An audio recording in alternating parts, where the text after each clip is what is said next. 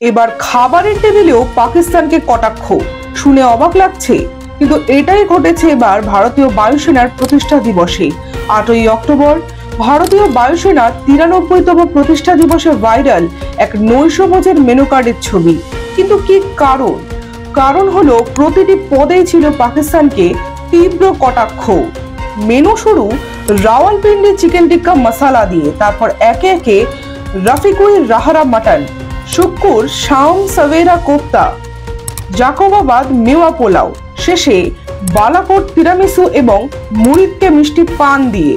প্রতিটা নাম যেন মনে করিয়ে দেয় অপারেশন সিঁদুরকে, যেখানে ভারতীয় সেনা পাক অধিকৃত কাশ্মীর এবং পাকিস্তানের একের পর এক জঙ্গি ঘাঁটি নিমেষেই গুড়িয়ে দিয়েছিল। যুদ্ধক্ষেত্র হোক কি আন্তর্জাতিক মহল কিংবা খেলাধুলো, সব ক্ষেত্রেই পাকিস্তান আমাদের পদানত। এবার খাবারের মেনুতেও জবাব দিল ভারতীয় বায়ুসেনা।